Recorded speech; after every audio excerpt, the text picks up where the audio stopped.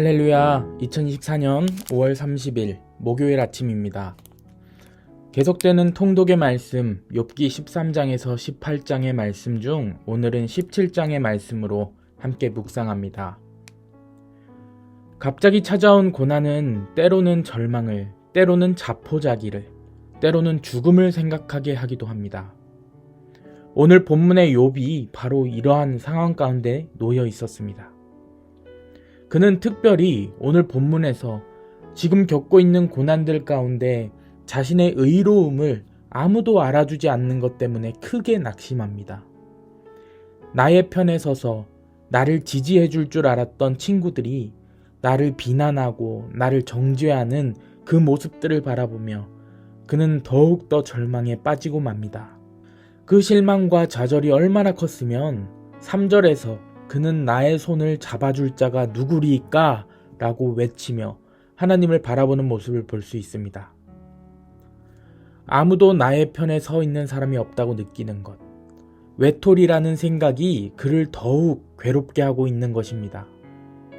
오늘 이 아침 자신을 돌아보며 한번 묵상해 보았으면 좋겠습니다. 왜 친구들은 그토록 욥을 정죄하기만 했나? 내가 그의 친구들과 같은 모습이지 않을까? 내 이웃들이 나 때문에 욥과 같은 고난을 겪었거나 겪고 있지는 않은가? 자신을 점검해보는 시간이 되시기를 소망합니다. 그들 입장에서는 아마도 욥이 걱정돼서 하는 위로였을 것입니다. 하지만 그들이 욥에게 위로랍시고 하는 말들은 모두 심는 대로 거둔다 라는 인과응보의 논리에 의한 정죄였습니다. 하나님은 의롭고 선하셔서 선을 행한 자에게는 보상을 해주실 것이며 악인은 망하게 하신다는 논리였습니다. 그러니 네가 지금 겪고 있는 고난은 네가 지은 죄 때문이라고 말하고 있는 것이죠. 어떻게 보면 맞는 말 같지만 우리가 알아야 할 것이 있습니다. 인간은요, 선한 것이 결코 무엇인지 알 수 없습니다. 하나님께서 세상을 어떻게 통치하시는지 알 수 없기 때문입니다. 인간이 선과 악을 분명하게 구별하고 구분할 수 있다면 우리 인간은 하나님의 도우심 없이 스스로 거룩해질 수 있겠죠. 선함만 남고 악이라는 것이 없을 수도 있습니다. 하지만 지금 우리가 사는 이 세상을 보십시오. 우리는 세상을 살아가면서 선함과는 전혀 다른 모순되는 상황들을 직면하면서 삽니다.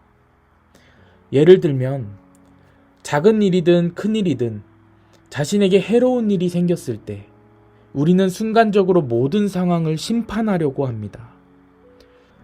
누군가 나를 때렸다면 나는 그 역시 맞는 것이 맞다 라고 판결하죠.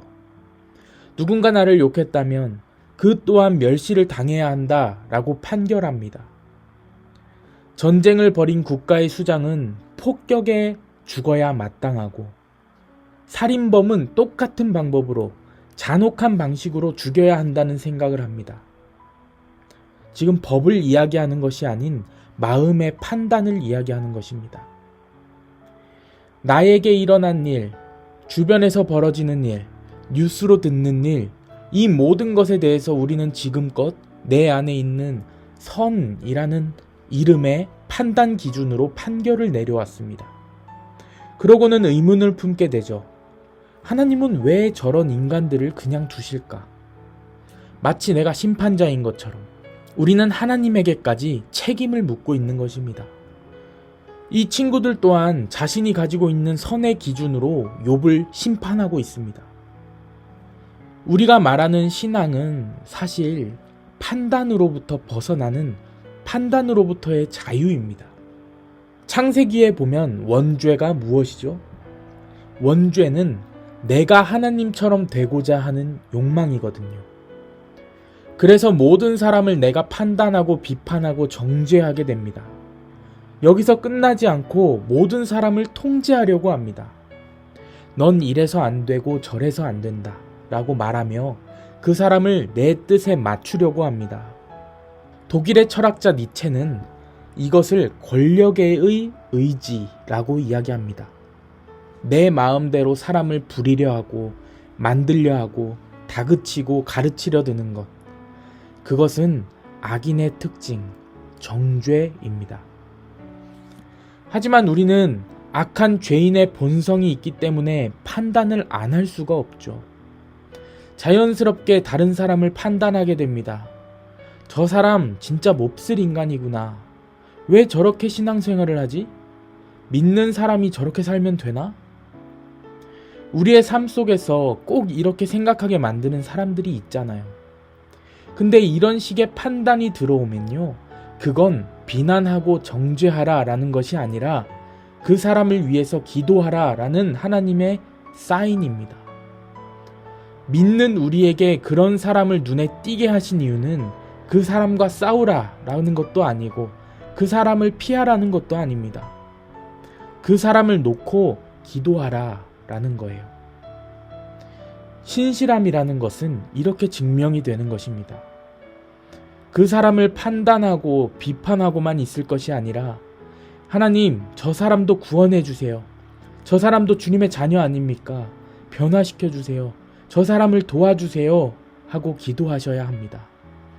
이것이 바로 원죄, 하나님처럼 되고자 하는 욕망, 스스로 심판자가 되려는 죄에서부터 자유로워지는 방법입니다.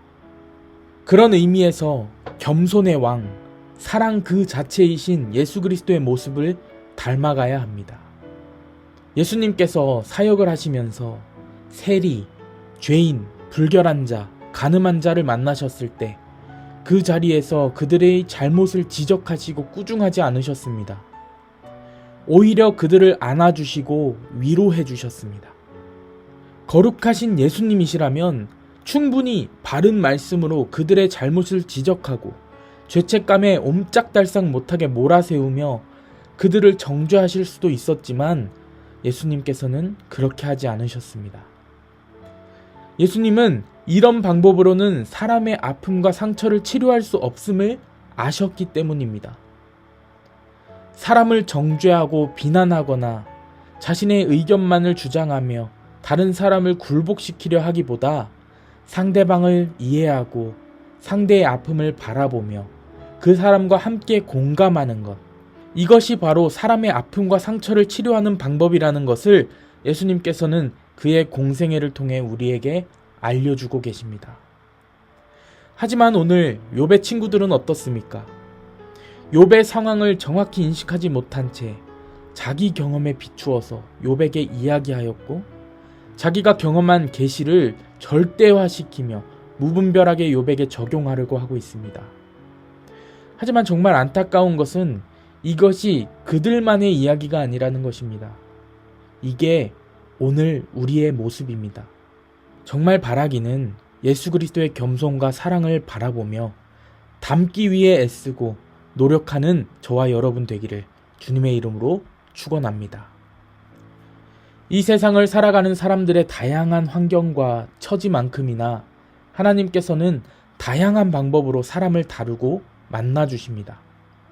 그렇기 때문에 우리는 인간의 생각을 넘어서 역사하시는 하나님의 뜻과 계획을 바라볼 수 있는 영적인 눈을 달라고 주님께 간구해야 합니다. 그렇게 될 때 우리는 비로소 하나님의 일하심을 분명히 바라볼 수 있게 되는 은혜를 누릴 수 있습니다. 예수 그리스도는 겸손의 왕, 사랑의 주님이십니다.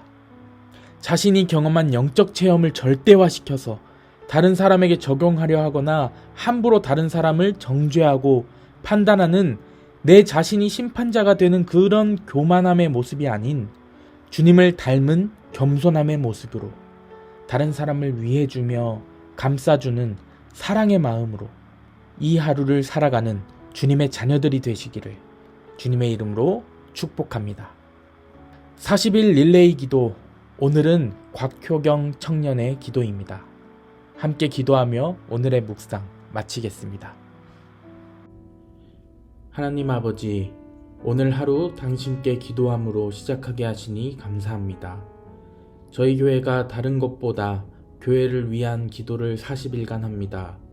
주님, 이 기간을 통하여서 우리 성도들이 하나 되고 교회가 건강하게 성장할 수 있도록 도와주시옵소서. 하나님, 당신께 기도할 것은 우리 교회가 하나님이 기뻐하시는 교회가 되고 기뻐 받으시는 예배를 드리기 원합니다.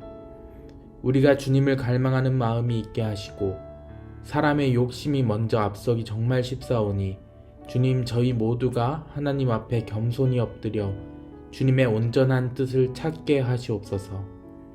하나님의 뜻을 이루기 위하여 저희에게 소원을 주신다고 하셨으니 그 소원을 찾고 성령에 이끌려 사는 삶을 살기 원합니다.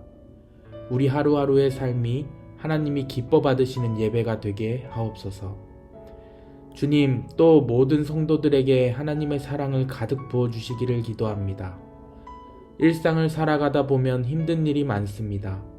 그러나 그런 상황을 나의 작은 사랑으로 해결하지 않고 주님이 주신 사랑으로 포용하고 사랑하고 감쌀 수 있기를 원합니다. 당신이 이 세상에 사랑으로 오신 것처럼 우리도 당신을 본받아 살아가게 하시옵소서. 무엇보다 이렇게 40일간 교회를 위해 기도하게 하시니 감사합니다.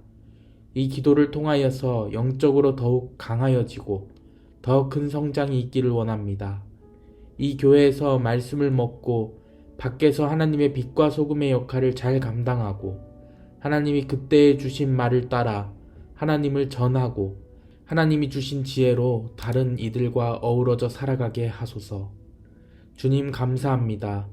우리의 모든 상황을 아시는 주님, 하나님의 뜻이 하늘에서 이루어진 것 같이 우리 교회 가운데, 성도들 가운데 하나님의 뜻이 이루어지게 하옵소서. 살아서 역사하시는 우리 구주 예수님의 이름으로 기도합니다. 아멘.